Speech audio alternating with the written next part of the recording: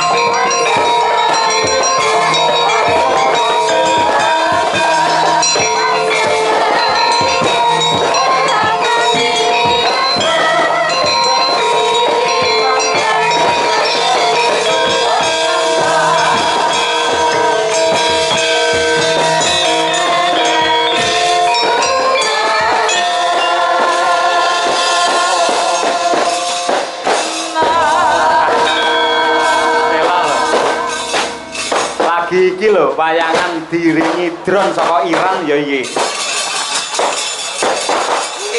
Wong nyambut gawe wong diringi bom. Ha iya. Oh, kaya ngene nyambut gawe nek Kedung Banteng, Mas. Nggih. Ngeri banget.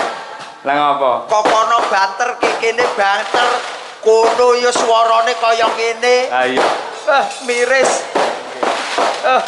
Kayak iki sideme kapan, Mas? Iya. Iki Manut panitia dawuhe iki mercon iki nganti jam 4 esuk. Lah nggih, ora masalah aku wis lunas kok. Ora dagel ora apa-apa. Nggih. Sing penting becone entek yo. Nggih, yo. Iki selamat ra to, Nduk? Selamat Mas, tenangno pikirmu. Iki selamat tenan apa ora? Iki tak kempet kowe ndelekone kene. Oh yo. Iki selamat tenan apa ora to, Mas? Selamat wis rahayu, wilujeng. Nggih. Tenangno pikirmu. Tombo teko lara minggat. Ora. Selamat muga-muga. Iki pakurmatan kagem panjenengan lho. Ya kurmat kancane lho keweden, Mas. Lah ngapa? Lah iki lek bledos nang dasku ora entek. Oh ya, janten. Ora, awake dhewe iki malah diajari bersyukur marang Gusti ingkang nyipta jagat. Lah kok ngoten? Sing biasane perang kaya ngene iki lah Timur Tengah. Nggih, leres. Iran, Israel musuh karo Amerika. Nggih. Upamane ning Indonesia nek perang kaya ngono, wayangi tidak ada. Piye nasib awak dhewe ning nganti wayang? Ya awake dhewe nasibe ya gur delak-delik ning jero gentong. Makane aja nganti ana kaya ngono ning kene ya Mas didongakne. Ayam tentrem, karturo-tro hardro. Katurora. Tentrem lan raharjo. Kabeh ayam tentrem tentrem nyawiji gotong royong. Gotong royong. Ya ngono kuwi dongane, sing penting dongane, salah koto-koto wis biasa. Kata-kata. Rasah mendeli. Kok ya ora Aku ki nyawang kamu tuh pusing lho aku janjane. Lah nyapa? Motomu ning ndi ngono lho. Lha motoku ning kene. Lah kan kalau gareng itu enggak tahu iku maniknya itu ning ndi ngono kan mumet aku len. Kowe pengen arep dudoi manikku ngerti nggone piye? Piye Mas? Culeken. Kok nyambut gawe karo iki wepe pindho ameng-ameng nyawa terus, Mas. Lah pancen ciri khas gareng niku lak kira, nggih to, tangane ceko, sikile gejik. Lah kok iki nek gareng ora gejik sikile piye maksude? Aku wis mari kok, Mas. Ngopo kok iki lho, wayang kulit sawangan iki lho. Sikile gejik iki lho. Tangane ceko, kira. Kuwi gareng wae pakem lek ngono kuwi. Ya wis aku tak getan. Cok kelingan, Pak. Lah kok njaba lapangan nganti tekan kene gejik bareng munggah panggung ora gejik, ora ngono. Wong aku ane kono ora gejik kok Mas saiki usume. Lah apa? Bego lho wisan. Waduh. Wong kandhani kok paling boten ngeten iki nggih barokah ingkang kathah nggih Mbak Elisa. Iya, Mas. Saged sowan wonten laladan Kedung Banteng. Elok. Kena diarani tegese teng mriki Kedung Banteng ke kedunge wong seniman, kedunge wong budaya sak kutha Ponorogo. Iki kabeh iso seni kabeh. Elok. Mula kena diarani jenenge kene iki jenenge Desa Lepen Bison. Lepen bison kok iso lepen bison. Kedung ki apa? Kedung Lepen. Lepen. Bison Banteng. Nah. Alah kok Tegese ayo kuwi lepen bison. Lepen bison gedung banteng. Kabeh do apal-apal ya Nduk ya. Neng transit nuwun sewu kula kali Mbak Elisa. Mbah Kasune ya nom-nom. Ya. Sing Mbah Wone ya nom-nom. Pak RT-ne nom-nom. Nom kabeh. Aku sing apal gur Mbah Kasun siji, Mas. Sapa? Pak Amin. Paling Apa, awal Pak Amin? Pak Amin ki kepala dusun Sekuwung ngono kok. Kok apal sampean? Alah aku rono kuwi tenan ping 3. Gareng. Alah ya tuku kopi to, Mas. Oh, tak kira Nggih. ora. Nadyanto Mbak Lisa sampun dangu sanget dong banteng menika mboten wayangan. Ijik, Ning menika leres. sampun menjadi cita-cita warga masyarakat akhirnya bisa terwujud pada malam hari ini. Nggih. Dengan prisani sak lapangan penuh kaya ngoten niku dong Kebek banteng. banget tumplek-blek aku ra iso melebu tadi sampai parkir nih aduh. Kita di mau masuk sini kudu biak te nonton kuwi saking kebake tumplek-blek. Tumplek blek. Ya, Tumplek blek. Ya, tumplek-blek itu sampai banyak saking banyaknya penonton. Penonton. Makanya tak dongake Mas. Ya, dongake, Mbak. Kene dongake. Warga masyarakat sedoyo lan sapa kemawon sing ngumpul wis ningali nonton pertunjukan Ringgit Wajucul dalu menika. Gareng. Apa? Aku krungu omongane Elisa suwi-suwi kok asam lambung to. Aku ra mau gerak asam lambung, Mas. Apa? Stresku kumat. Pak Cahyo tahu enggak? Enggak, apa? Enggak tahu. Enggak tahu. Enggak tahu. Enggak tahu. Pantes enggak tahu. Karena jodoh tuh emang enggak ada yang tahu. Sik Rene, kowe jarak aku. Rene. Sah, ora usah ngalih Rene sik. Nggih. Kono. Rene sik. Kono. Aku rong mei Rene sik, ayo. Kono melo bapakmu kono. Melu kono. Piye. Aku tuh enggak izin Bu. Alah ora usah izin. Bu Kesli ya ini santai ngene lho. Kon. Ngene, sampean ngomong piye mau? Jodoh iki piye? Aku kan tanya, kan tadi aku ngomong-ngomong. Terus Pak Cahyo nggak tahu. Nggak tahu. Nggak Terus? tahu. Nggak tahu. Pantas nggak tahu soalnya jodoh emang nggak ada yang tahu. Yang tahu siapa? Yang tahu sih Maha Kuwasa. Tuhan Yang Maha Esa. Yo. Toh.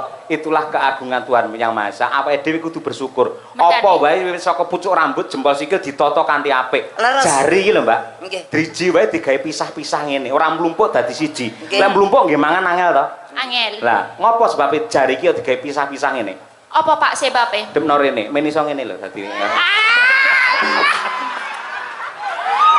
Pak Cahyo. Bentar. Aku iso sulapan. Sulapan piye? Aku iso gawe parfum, toh. Pak Cahyo seneng wangi apa? Wangi stroberi. Strawberry ya. Iya, siji, loro, telu. Nah, coba dibau. Wangine apa? Ora nek wangine apa-apa? Alah, delok. Alah, strawberry kok. Gareng. Ngopo? Tak omongi. Ngopo? Iki rata isui 7 dina. Nggih. Cobi jajal kula ambuke, Mas. Cobi, Mas. Nah, Nek nggih. jenengan mau ambune napa? Stroberi. Stroberi jajal. Oh, nggih. Apa? Lah kok pesing ngene to. Kok malah pesing ra ngono. Ora sia-sia lho ini dalang idolaku. Ayo. Pak Cahyo ku tadi. Ayo. Ya ora wong idolane jenengan. Apa, piye? Idolane warga masyarakat Ponorogo, Nduk. Spesial ya. Spesial. Mulane penonton sakmene oke, ya menunggu beliaunya, kiprahnya beliau sabetane piye apa neh nyabetke atiku, Mas. Waduh. Wes. Ayo. Awakmu kuwi rasa ngono. Apa? Lek Mas Cahyo ki kan ya wis enek Bu Kesi. Ya ben Loh. 1-1-2-2. 1 buat Sukesi Rahayu, tapi 2 untuk Elisa selamanya. Waduh.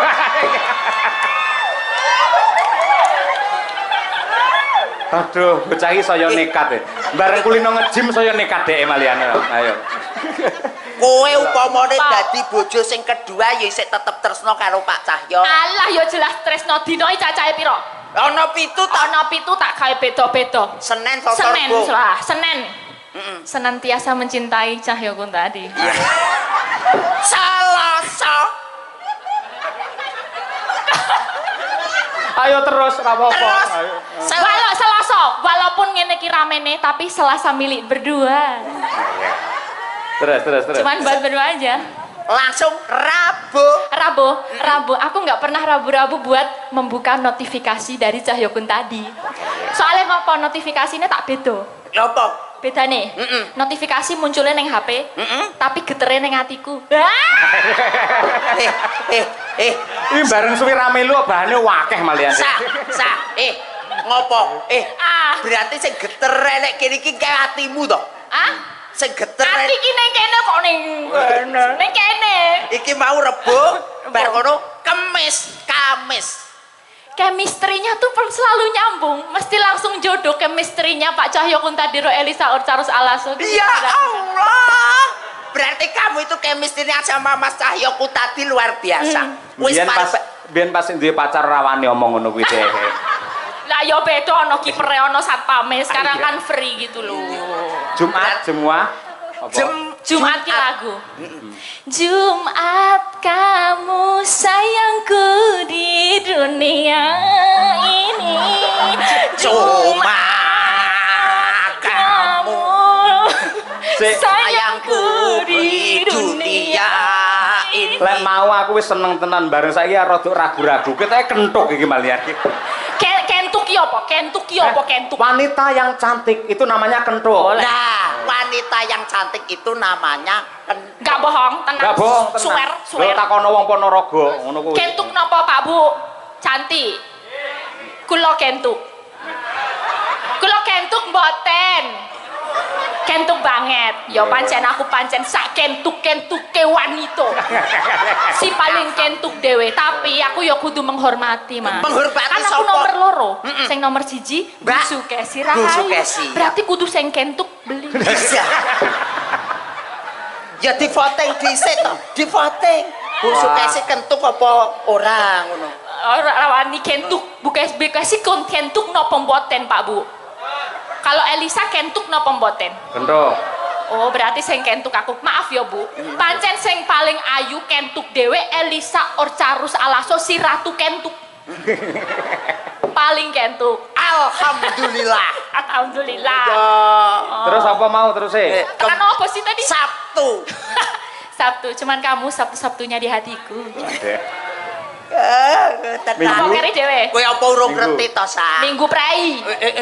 Di saat dianjurkan pemerintah minggui prai jalan-jalan. Sesa kuwi mau Senin wis, Selasa wis, Rebo wis, Kamis wis, Jumat wis, Sabtu ya wis. Iki saiki kari dhewe Mas Cahyo ya.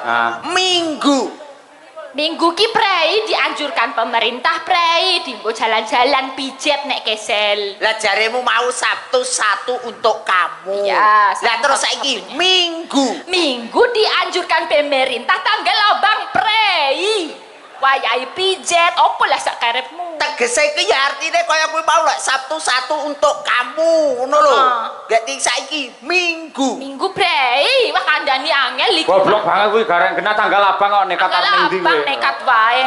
Rasa ngopo-ngopo Minggu. Tegese niku kula kan negeste ngoten lho Mas Cahyo kados Senin niku wae kan nggih sae. Selasa ya apik, Rebo apik, Kamis apik, Jumat apik, Sabtu apik. Iki kali siji Minggu prei ya Pak. Iya tanggal abang. Ki aku karo Pak Cahyo iki wis plek.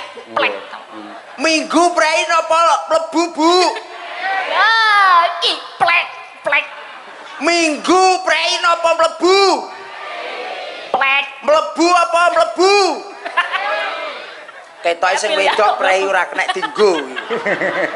Asem kok ya. Lah ngono. Karo ndongake Mas. Doa terbaik untuk warga masyarakat. Mas Gareng dulu.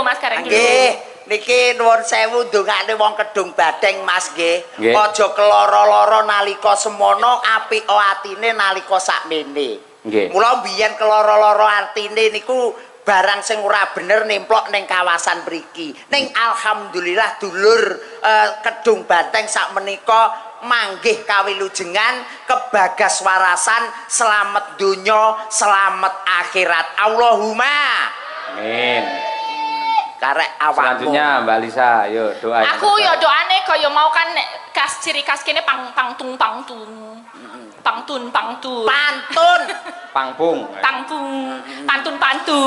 Golek kreweng cacahe siji. Ya, masyarakat Kedung Banteng tansah nyawiji. Golek kreweng cacahe enem. Masyarakat Kedung Banteng tansah ayem tentrem. Golek kreweng ning wetan. Nyangitan. Golek kreweng nyang wetan. Terus masyarakat Gedung Banten diparingi ketentreman. Golek kreweng rupane ireng. Apa tegese? Wong sak Kedung Banteng sing wedok muga-muga meteng bareng. Aduh, ayo repot nek meteng bareng bidane piye? Ya ketok ndase didelepne neh. Kanca ngono ra. Ngoten-ngoten. Niki lho spesial niki Mbak Elisa. Niki wonten Nawala. Katur Ki Dalang Cahya Kuntadi saha grup Madangkara. Kula nyuwun gending Mawar Kuning dari Mbak Elisa. Nggih, dan lagu Bersih Desa. Gending menika katur dumateng Bapak Soni Saifullah PJ Kepala Desa Kedung Banteng saha sedaya perangkatipun. Ketua Panitia Bersih Desa Kedung Banteng Bapak Haji Karsono saha sedaya panitia. Nggih.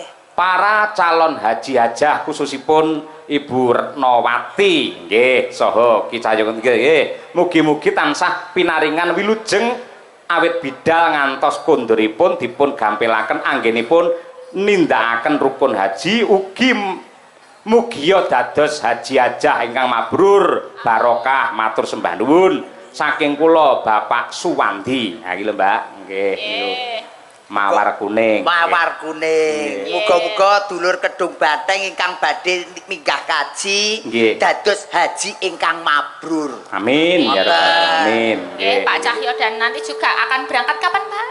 Insya Allah tanggal 3 Mei. 3 Mei, semoga lancar semua, Pak Yoyo. Wis dadi haji so aku ra iso bajul meneh aku. Oh, profesional loh, Mbak. Haji itulah ibadah. Haji itu kan wayangan ya tetap wayangan. Oh gitu, tetap boleh gitu. Boleh tetap. Ya enggak enak lah. Izin, Bu. Izin Bu aja ngono. Izin Bu aja. Kowe iki ngomong kok ngono ki somong nang mbok wek kuwi lho. Lah kan aku juga dula besti juga lah. Nggih. Lan kula anu Mbak Elisa nyuwun pangapunten dumateng sedaya para warga masyarakat ing Ponorogo sedaya kemawon kalebet ingkang ngejob kula ing bulan Mei mboten saged kula tampi. Kula nyuwun agunge samudra pangaksami. Mangke sampun wonten gantosipun wonten guru kula Mas Anom Dijo Kangko ingkang minangka sesulih mekaten. Spesial ngene Mbak. Bu Kesi, ayo karo anu Mbak Nom Bu Kesi. Ayo iki.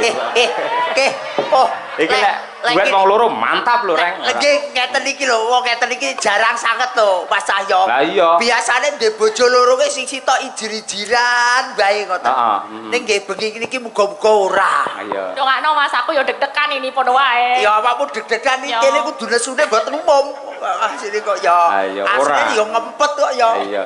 Biasane spesial engko bawane pangkur Semarangan duet Mbak Elisa karo Bu Sukesi Rahayu Mawar Kuninge terus berdua. Lho, kaya ngono kuwi. Elisa, Iya, Bu. kamu tenang aja sama Bu Kesi. Kalau di panggung, di pegelaran malam hari ini, Pak Cahyo itu milik umum. Oh, nggih. Sik, Bu, sik. Omonganmu ra penak. Milik umum mak padake WC ngono piye iso? Boten, jadi kita itu harus profesional kerja. Teng panggung niku guyonan panjenengan malah tak anjurkan untuk berdialog kalih bintang tamu. Guyon maton, nyerempet sithik ndak apa-apa. Mergo atiku ki wis tak siapke dadi bojone dalang niku Mbak Elisa. Atine kudu jembar, padang lembah manah ora kena cemburuan. Lek cemburunan, wah lek kurabi karo Pak Cahyo ora bertahan 16 tahun. Ya ra? 16 tahun loh Mas Kareng. Iya lumayan. Ning asline ya ngempet tok. Ora ngompori Mas Kareng iki lho. Asline ya ngempet. Kowe aja ngawur, Reng. Nun sewu, lek aku ora tanggapan karo Bu Kesi. Anak-anak tak kon ning omah, aku lunga berdua. Kalih Bu Kesi. Lho ning mall ngono kuwi. Mesti mesra romantis tak gandeng tangane. Jenengan kali Mbak Kesi? Angger ning mall mesti digandeng. Gandeng. Mergo ora tak gandeng ora tak cekel tangan. Kuwi njupuki apa-apa nek. Tak kira nek mesra ngono plane. Ayo to. Mesrane mung karo awakmu El. Mosok enggak gitu, Bu. Ning aku upama tenan karo awakmu aku malah beneran kok El. Kok beneran diribet to, Bu? Penak tanggung jawabku iku ngopeni bojo sing kaya ngono gagahe iku penak. Engko misalnya aku kesel, awakmu sing genti mijeti. Loh, bojo dalang kuwi wah remangsamu abot lho El. Ladenane kuwi abot. Kadang-kadang lek esuk nyuwun susu. awan nyuwun kopi. Oh. Bengi nyuwun wedang jahe. Lah aku lek mendina nglayani dhek kan yo kesel to, El. Repot nggih, Bu. Repot. Oh, jadi Lagi bagi iki lho, tugas. Lagi iki nyeluk bojone iso dheke lho. Iki Elisa karo Bu Kesi padha wae asine iki ora. Lek omong do ting tepet cotot kabeh ora. Yo diwiti saka Mbak Lisa dhisik coba kaya apa. Ya, sing nom dhisik. Ya, Izin ya, kakak tertua ya. Iya. Iya, Adinda. Baiklah Adinda, maduku. aku lagi ngerti wong loro rukun seneng mboten Mbak. Jan, Ditenanke apa piye? Napa? Tenan apa piye? Eh? Tak lamarke. Ampun, Bu, ampun. Pripun? Tenan apa piye? Siapa? Ora apa-apa lho, tenan lho. Ya Bu Kesi. Bu Lisa. Mulai buyar. Mah Ya, Elisa. mulai ini kan. Iya. Moga. Mingkar mingkurengang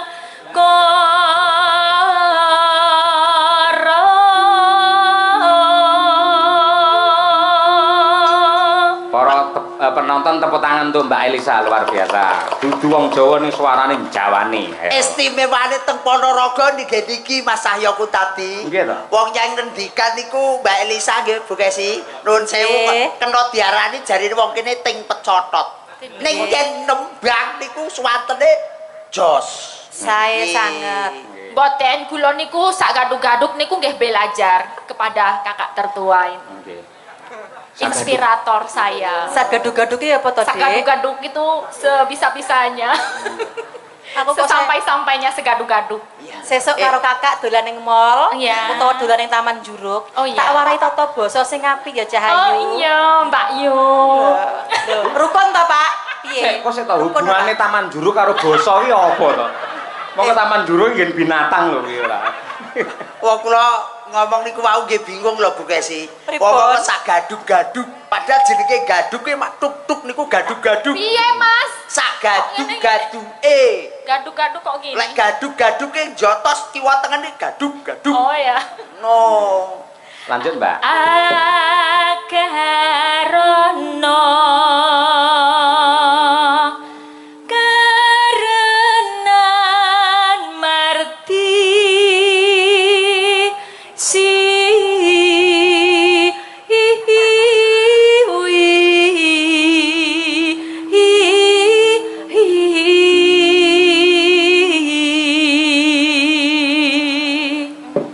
Oper Bu Kesi. Ya Bu, aja kalah karo adimu, yuk. Aja kalah karo mbok nom ngono lho. Iya. Kok iso adimu kuwi kok. Gareng iki ora. Ya. Bapak Ibu, jenengan lek Pak Cahyo mendua ngoten setuju mboten? Setuju. Sajae. Piye to wong dong bantengi ora. Iso malah iki. setuju. Lho, kula jane pengen nyuwun presa lho. Panjenengan niku alasane napa kok iso mempersilahkan Pak Cahyo mendua Elisa dan Kesi niku alasane napa, Bu? Coba Ibu Eni kok sing kudungan oren. Napa, Bu? Wah, ora iso jawab kok. Wedi kabeh tak tenani. Nggih.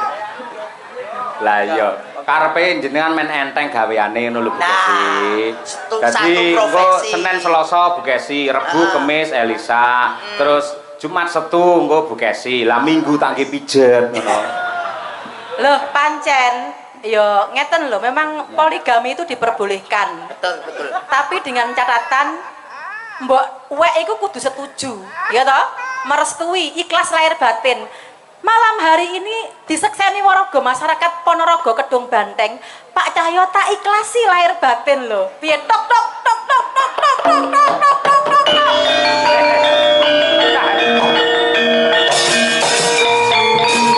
Sik Bu Kesi, tak sawang kok kene sampean ngomong ikhlas ning kok ngendur gelungan kemendeng metu keluwe to. Wong jenengan kok ketawis teng mriku kemendeng, Mas. Lah lek kene mriki niki ketawise Mbak anu Kesi bahaya, Mas. Napa? Mekrok ngoten. Oh, makrok. Modele kaya arep teladung. Ora, apa ketok aura aku lek nesu? Ora ketok. Gak ketok. Buktekno Bu Kesi, yo suaramu kaya apa? Iki ratune Pangkur Semarangan iki.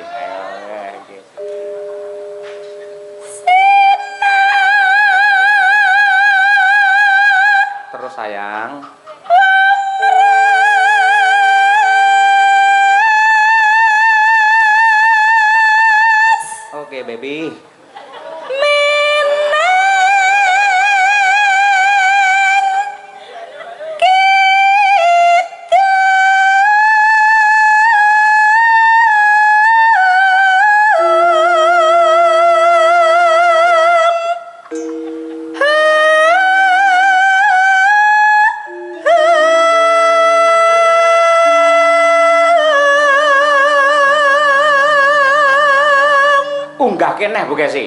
Mbak Elisa kudu memperhatikan. Ayo.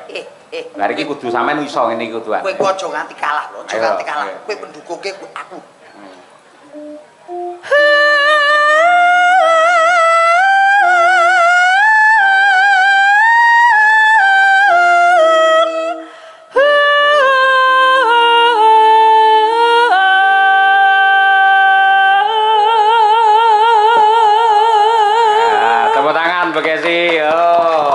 Istriku memang luar biasa. Mbak Elisa aja nanti kalah. Sampean kok iso ngono? Gamel aku peken. Ayo. Ning gunang tok ya, betul es lho Bu Kesi. Tak kira lek kabeh.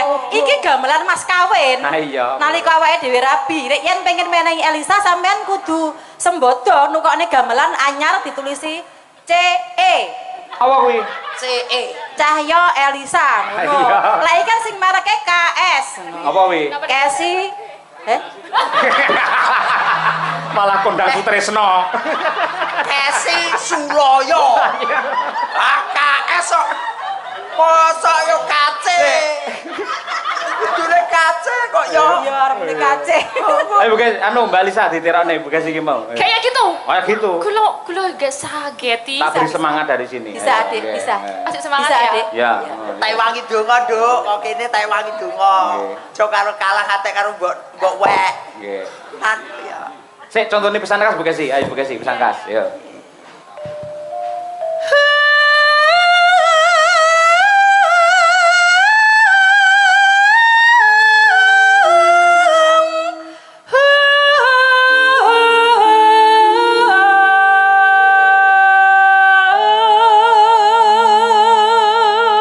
Selanjutnya, yuk Nadia Arina, yuk. Nadia Arina. Elisa. Pegang tangan dulu. Iya. Asik. Alah karepmu. Sabar. Inna lohama asobirin. Wong sabar dadi kekasih. Sekali merdeka tetap merdeka. Padung tak supporti kaya ngono kok malah. Desa, ayo. Merdeka tetep Coba sa. merdeka. Mepsa, ayo. Iya.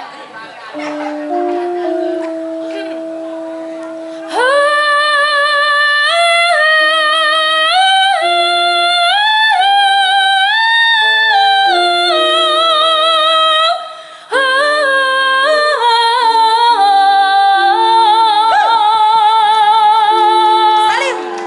Selamat adikku sayang. Mbak Kesi, Mbak Elisa, kula voting nggih. Nggih. Niki sae Mbak Kesi napa sae Mbak Elisa? Sae sedaya sing elek gareng. Amin. Banding ke orang. Terus, yo. Mbak Lisa, ya Mbak. Oh, aku lagi ya. Yo no, yo. Sinupa Sinukarto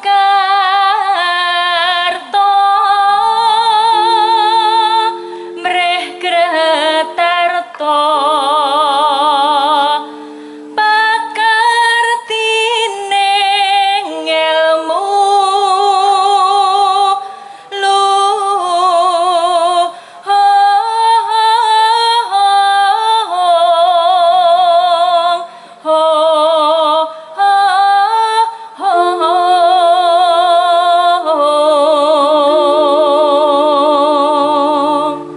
buka es.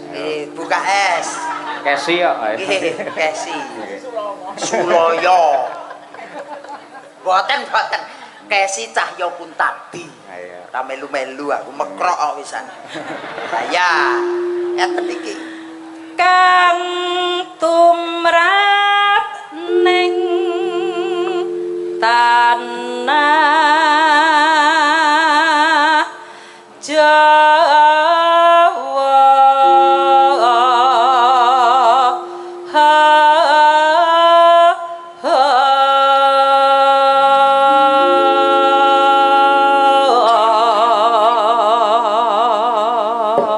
untuk menunjukkan kekompakannya bareng Mbak Lisa karo Bu Kesi. Coba yang kompak tenan berarti atine ya dadi siji. Ayo. Ya, pancen penake bareng lho, Ero. Iya, coba. Nggih. Ayo Yo. sayang. Ji, rok lu. Agama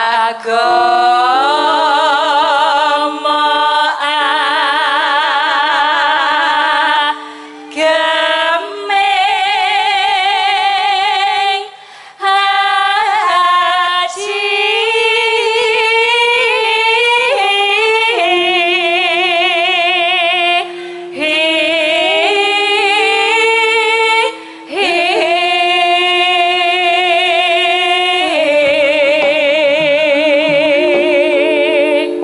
Tepuk tangan untuk dua-duanya luar biasa, serasi kompak seimbang dan terasa. Ayo, oke. Mugi-mugi warga masyarakat Kedung Banteng mriki terhibur, atine seneng, terus tahun ngarep nanggap wayang Pak Cahyo Kuntadi maneh. Amin. Bajute adalah mawar kuning. Mbak Elisa nembang mawar kuning saged? Saged. Nah, bonus 100.000 rene nya. Alah. Ya ampun, aku ya melek to ya. Oke sih, mawar kuning saged? Saged. Mriki kula luman ya karo wong-wong nggih. Matur nuwun Pak Dalang. Mas Gareng, Dalem. mawar kuning saged? Boten. Nggih pun, nggih. Mang Merongos mriku. Ora masalah, terayo nasib kelek sobek yo ngene iki ora masalah. Yang penting kula tesih hoping kali bawa sekuwung ya. Mawar kuning. Mawar adalah bunga yang indah merekah, kuning adalah emas. Semoga bersih desa Kedung Banteng tahun 2026 menjadi indah merekah menuju zaman keemasan. Dados.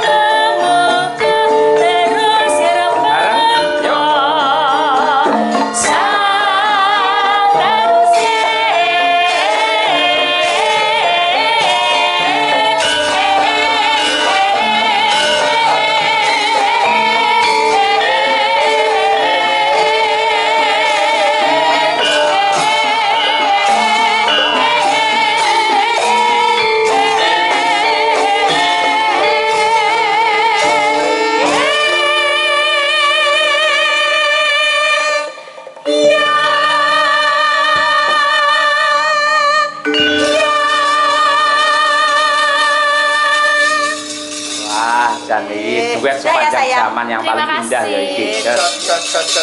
Nuwun, matur nuwun. Kaya ngono kuwi lho Mas Gareng, endah seni budaya iki kaya ngono kuwi. Leres. Kula ditresnani dulur wonten ing Laladan Kedung Banteng. Nggih. Wong puna diarani keserasian di antara kita dan kita. Leres. Kula bersih desa iki dienekne sedaya masyarakat Kedung Banteng manggih kawilujengan kebagaswarasan, slamet donya, slamet akhirat, kabeh usahane iso lancar. Ora ana bebendu, ora ana mala sing tumiba marang sapa wae. Leres. Mila bersih desa menika kejawi atur kurmat dumateng para leluhur ingkang babat wonten ing Dung Banteng. Dan yang terpenting adalah wujud syukur kepada Gusti ingkang nyipta jagat. Leres. Yang ketiga nenggih melestarikan budaya dan ajang silaturahim. Menawi bersih desa ngeten niki mbuh agamane apa, mbuh golongane apa, mbuh mbiyen nyoblos apa, ning yen wis kumpul dadi siji sak lapangan anane mung seneng ndonga bareng untuk kesejahteraan warga masyarakat Dung Banteng. Leres Mas, apa lu pedahe wong ki lek arep guntuk-guntukan. Nggih. Apa pedahe wong-wong arep plero-plerokan ora cukup sangka niku. Nggih. Kula persatuan dan kesatuan itu harus tetap dibangun. Leres. Supaya desa itu menjadi maju dan selalu menjadi idaman di Kabupaten Ponorogo. Amin. Nggih. Menika kathah sanget nawala ingkang tumibeng pangkon Mas Gareng. Nggih, Pak Cahyo. Saka katresnanipun sedaya para warga. Dari PJ Kepala Desa Dung Banteng Bapak Soni Saifullah SE ngersakake lagu Pepeling kalian Gala-gala. Dari BPD Desa Kedung Banteng ngersakake lelagon Ninggal Katresnan. Dari perangkat Desa Kedung Banteng request lagu Gadis Manis Kalimantan. Waduh. Niku prawan Kalimantan. Iya. Kalih negara angin apa iya? Wah, dan nggih niki nuwun karo aku. Negara angin. Heeh, negara angin. Tapi duka niku kula dhewe nggih mboten mesti kok. Nggih, ngene Durna ngatas Maruta. Ayo nggih.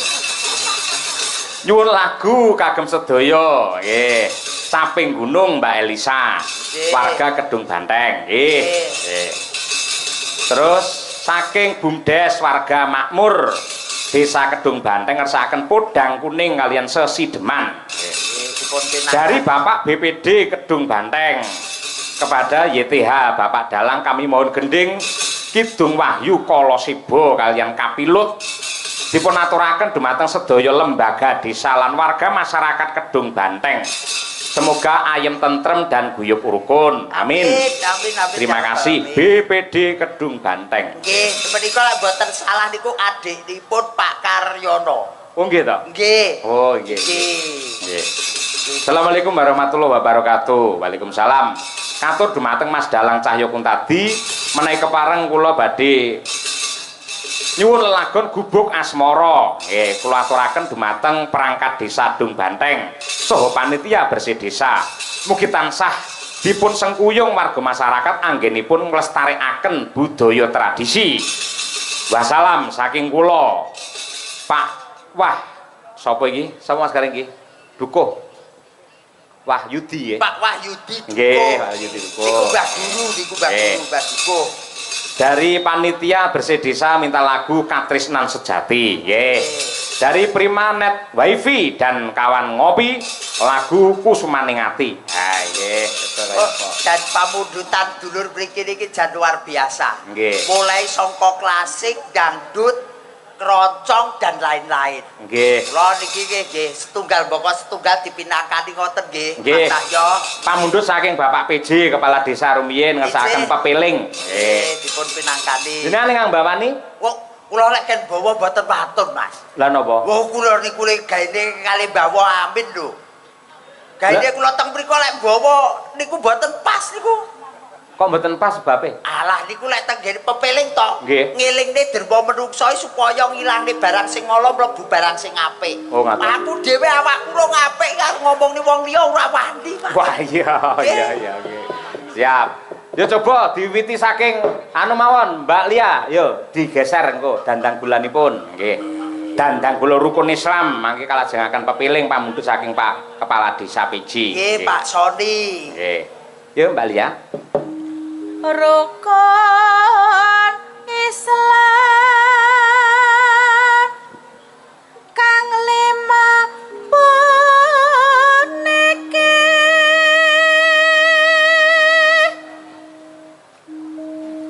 katindakna mreng para sasema Nglerek Mbak Tri Hastuti Retnowati. Aja nganti ditinggalke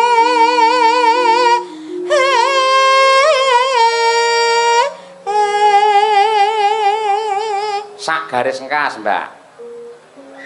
Rukun Islam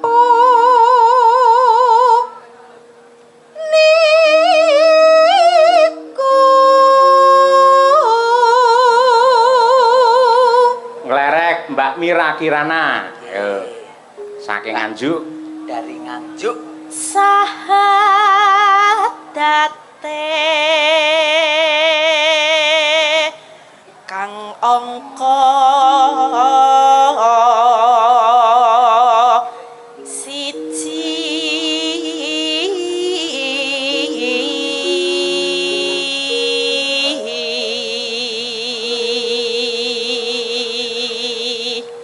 Mas Cahyo, Dalem. menika ugi sedulur sedaya utawi Mbah Lurah sak Sukorejo. Sak kecamatan nggih, Mas. Nggih, menika rawuh sedaya, Mas. Wih nggih, sembah nuwun Bapak-bapak kepala desa ing wewengkon Sukorejo, sugeng laras, sugeng midhangetaken. Neh, sak garis engkas, Mbak. kang angka loro salat Mbak Dian. dene kang telu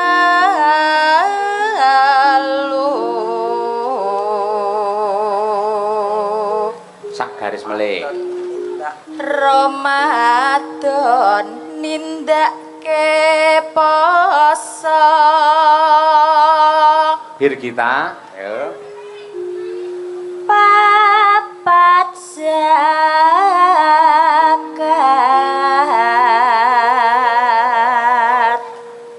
ping 5 ngibadah haji. Nah, pas iki. Terakhir Winong Nawangse. Ngedum iso pas ini wangel lho. Ayo. Nggih. Ngake wonten luar biasa kados Mbah Lurah Pak Soni. Ah, iya. Pokoke lek ngedum ki ora tau cecer. Lah nggih to, Mas. Pokoke arep pira-pira ya tetep didum padha. Leres. Ya. Rukun Islam sampurna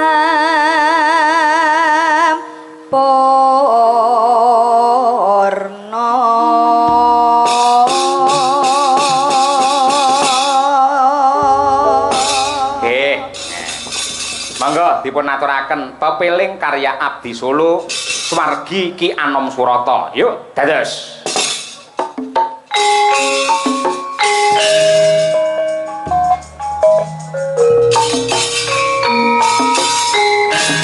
Mbak Mira dan juga Mbak Dian Munasiro. Monggo, berdua. Mbak Tri Hastuti yang ketiga. Yuk.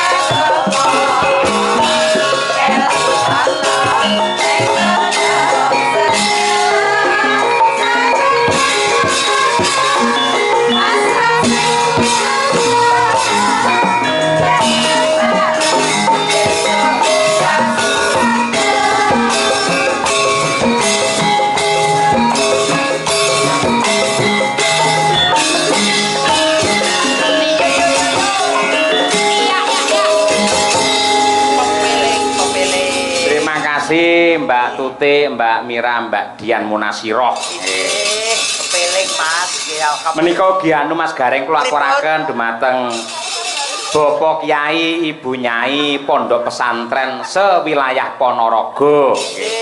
Wabil khusus ing Pondok Wali Songo Ngabar.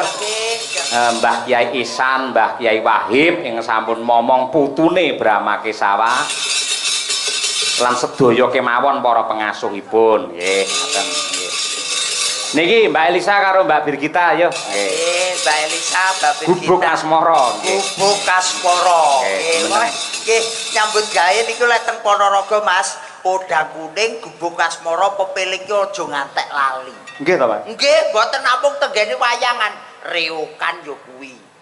Gajah-gajahan nggih niku. Mosok? Nggih, Ponorogo ki budayane niku yen gending aja ngantek nglalekne gubuk Asmara. Penting ngoten nggih. Penting. Kangge kula luwih penting dhuwit timbang niku. Jenengan to? Nggih. Padha. Lah tunggale ora. Tukung-tukung Mbak Lisa dan Birgita. Ini adalah sepasang merpati prasasat kaya kembar. Ayo nggih. Dedeke padha ngejime rutin. Ayo. Iki wis ngejim. Maka Mas, tukung-tukung. Yuk.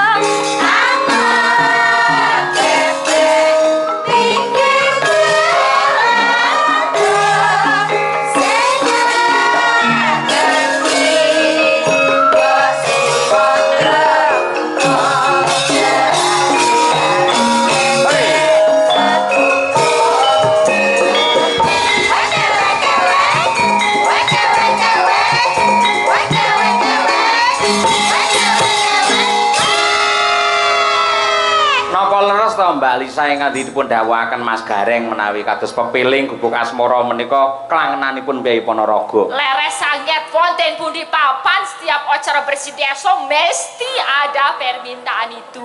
Oh, ngoten. Ya, selalu nggih. Nggih. Jam 12 buka puasa.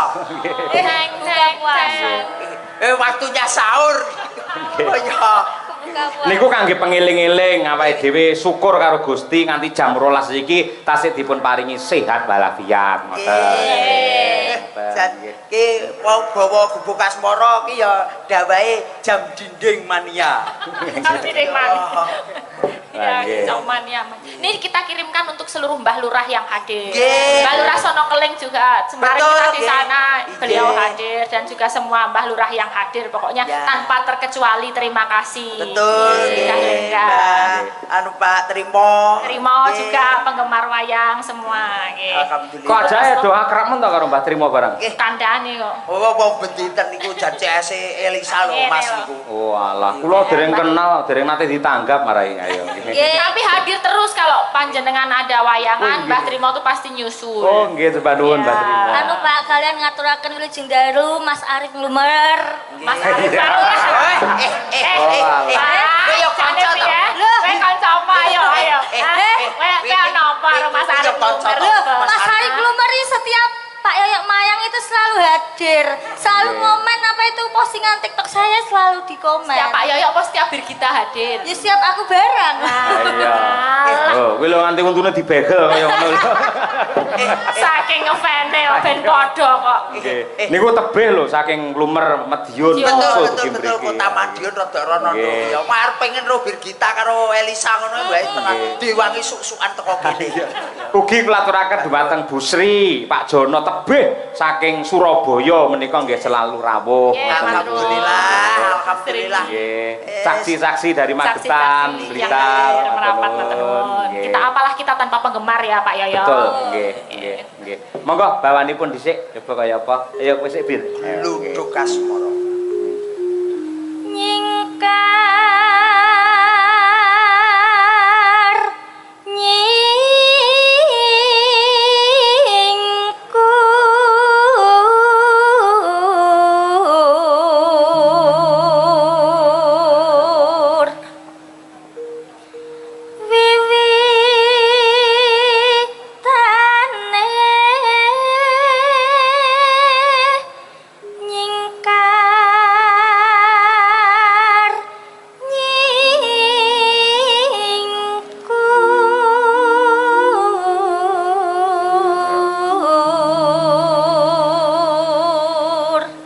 asline niku Mas Gareng. Nggih, kula Mbak Lisa karo Mbak Birgita iki kaya kakang adi lho. nggih, tenan kok ya. Lah to. Jan sumpapno nek cara wong Jawa ki glathik tunggal sak gawa. Oh iya to. Nggih, glathik tunggal sak gawa. Gila apa wi glatek ninggal apa? Glathik tunggal segawa. Tunggal segowo ya apa? Segawa ki bentuke ki wis to aku tak WA. Ya kok dadak Jelas loh, keterangannya kudu jelas loh. Yo yo jelas. Emang WA-mu wis dilebokke WA aku. WA-mu rata apik. Sing dilebokne mbek aku kok asline. Tegese lek enek job-job ngono kuwi lho. Lho, cantik kabeh to Mas Gareng? Nggih. Lho, sampe jejeran ora rada nyedak Birgita. Nggih, nggih. Lho, aku ndelok kok TV masalah Mbak Lisa kaya Sri Huning, Mbak Birgita kaya Sri Tanjung. Wah, Gareng kaya Serigala iku. Mas, jenengan mau getok karo mimik to? Ah, lah. Tak cucupe. Aja. Aja nesu ngono kuwi ayo. Nggih. Gagah. Yo, Mbak Lisa. Ayo. Lingsem yen ke mutan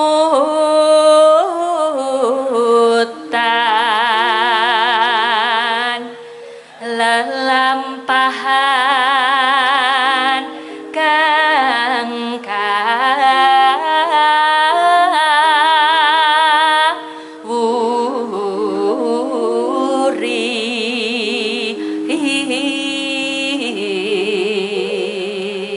Ya Bir. Tresno tulus nadyaning gubuk asmara.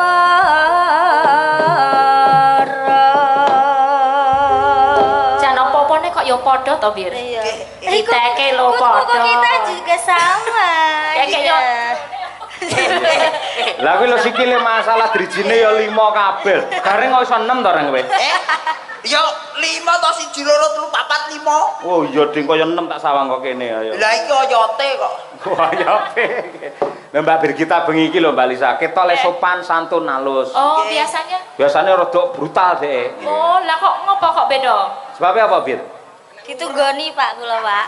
Oh, wis duwe satpam. Nggih, ngene kuwi. Ya rasa diang. Oh, kasar to.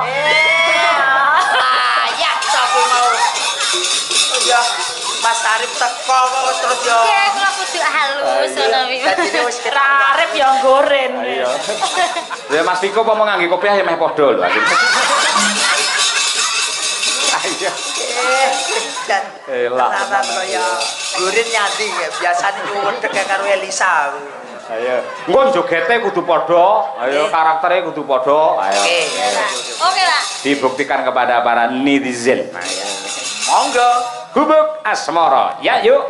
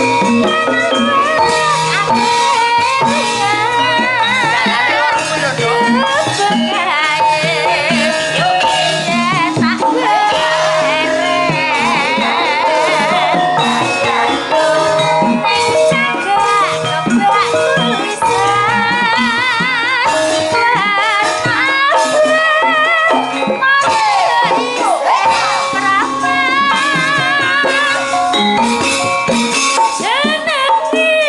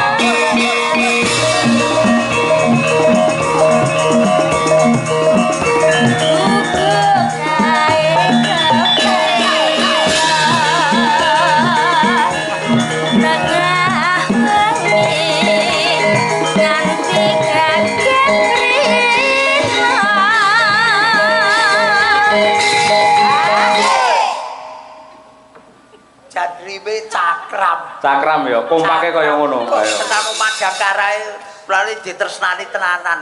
Mangke klindik-klindik masuk. Gamelan klinting-klinting. Lah yo ki mau lho iramane klindik-klindik. Ya, kaya kira dikalungi ya klinting-klinting. Ayo. Moga-moga. Coba. Catatan sajrone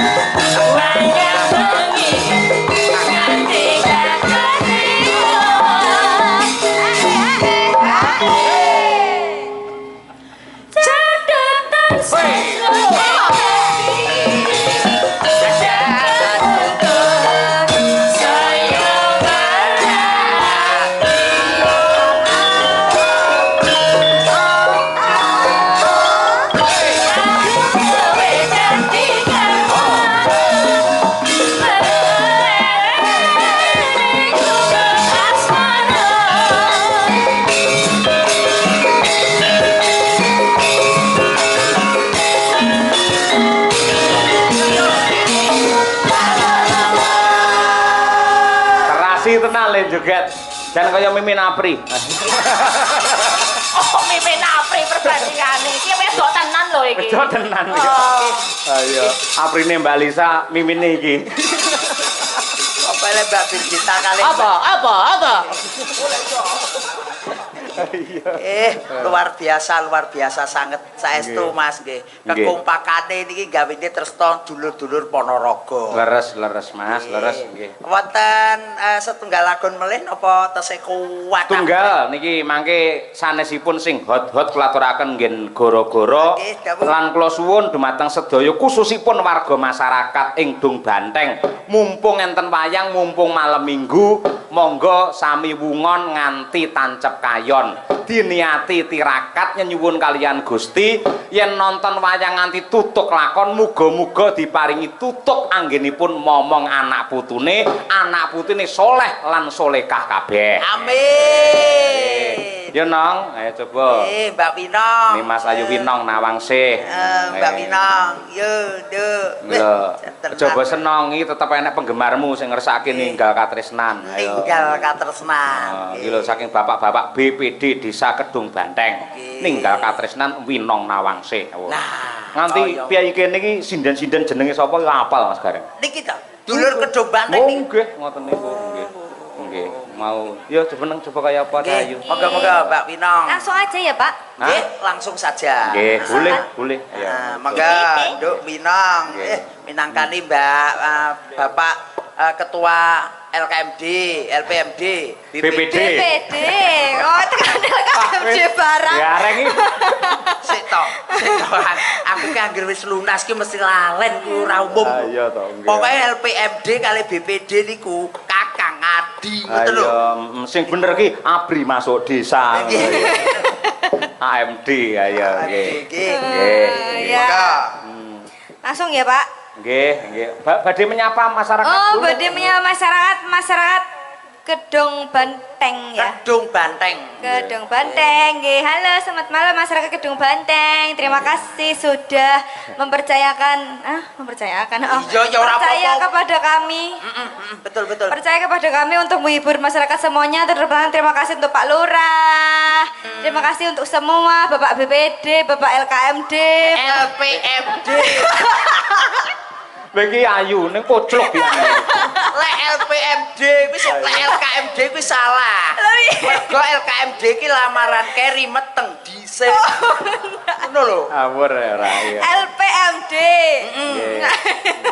Kok iso Iya, ya Wis maaf sing mending timbangane Birgita wingi iso 300 abad lho ayo. Nggih. Nong, Dalam wingi wis digelar ning kene iki gajah-gajahan. gajah-gajahan. Nah, terus seni reok sore mau. nggih. Sampeyan lah Piyai Tulungagung. Ya. Jaranan juga kasanah budaya. Ya. Coba ben diapresiasi karo Piyai Ponorogo Dung Banteng. Nggih, dari ajar nggih Pak, saya jaran di sini. Oh iya, jaran. Wis Ayo. tenang, minggu lek jaran kuwi ning kene kabeh terkesima. Kan lain soalnya jaranan Ponorogo sama Tulungagung. Jadi saya memohon izin. Gitu. Mohon izin bokonge iki. Wes wis. Iki kok ketok jogete penak mesti bon bintang tamu gajah-gajahan. Nembange ya gubuk asmara panggan. Ayo. Monggo.